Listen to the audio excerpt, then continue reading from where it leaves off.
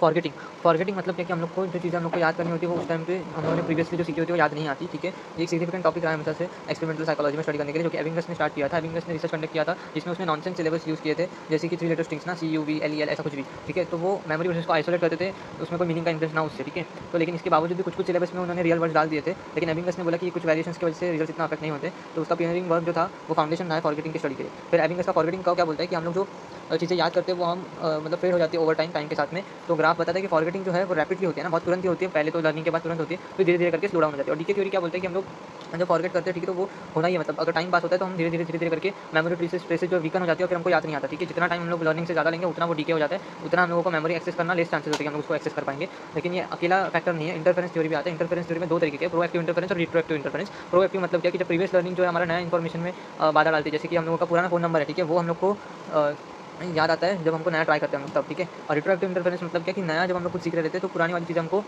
मतलब जो है याद करने में मुश्किल हो जाती है। जैसे कि learning a new language makes it harder to recall an old one. अगर नया लैंग्वेज सीखते तो पुरानी वाली भाषा हम लोग थोड़ा भूल जाते हैं, ठीक है। This shows how computing memories can interfere with each other. तो यही बताता है कि कैसे मेमोरी जो एक दूसरे के साथ मतलब इंटरफेयर करती है। फिर कंसोलिडेशन थ्योरी क्या बोलते हैं कि फॉरगेटिंग क्यों होता है, क्योंकि मेमोरीज को अगर टाइम नहीं मिला उनको स्टेबलाइज होने के लिए अपने ब्रेन में, तो फिर वो डिसरप्ट हो जाते हैं और फिर वो हम भूल जाते हैं, ठीक है। तो कंसोलिडेशन के लिए स्लीप बहुत जरूरी है ना। स्लीप एसेंशियल फैक्टर है कि हम लोग सोएंगे तो हमारी मेमोरी कंसोलिडेट होती है, ठीक है। क्योंकि सोने के बाद हम लोग जो ब्रेन है वो सॉलिडिफाई करता है, स्टेबलाइज करता है मेमोरीज को, और फिर हम उसको कम भूलते हैं, ठीक है। सोना और फॉरगेटिंग का क्या रिलेशन है कि जेनकिंस और डैलन बेच ने रिसर्च किया था, कि एक्सपेरिमेंट किया उसने मेमोरी के ऊपर, है ना, कि पार्टिसिपेंट्स को बोला कि आप ये मटेरियल लर्न करो और उनको फिर बोला सो जाओ, ठीक है। और फिर जब उनको जगने के बाद रिकॉल देखा तो उनका रिकॉल बहुत अच्छा था, लेकिन वही जिन्होंने मतलब सोए नहीं, ठीक है, उनका रिकॉल कम था। तो स्लीप क्या करता है, इंटरफेरेंस घटाता है, ठीक है। जो हम लोग एक्टिविटीज़ में एंगेज होते रहते तो इंटरफेयर होता रहता है ना, तो वो स्लीप रिड्यूस कर देता है। तो फिर फॉरगेटिंग हमारी जो वेकिंग आवर्स में रहती है वो ज़्यादा रहती है और स्लीप के बाद कम रहती है। यही वो आइडिया बताता है, ठीक है, कि स्लीप जो है प्रिवेंट करता है फॉरगेटिंग को और मेमोरी कंसोलिडेशन को वो हेल्प करता है। इंटरफेरेंस अगर हम लोग वेकफुलनेस में रहेंगे तो है ना, तो उसमें क्या होता है कि हम लोग एक्टिविटीज़ करते रहते हैं, जैसे मैंने बताया, तो मेमोरी कंसोलिडेशन हो नहीं पाता, ठीक है। तो जब हम लोग नया-नया इन्फॉर्मेशन सीखते हैं, अलग-अलग टास्क में हम लोग अटेंशन देते हैं, तो ये एक्टिविटीज़ की वजह से हम लोगों का प्रीवियस जो मेमोरीज़ है,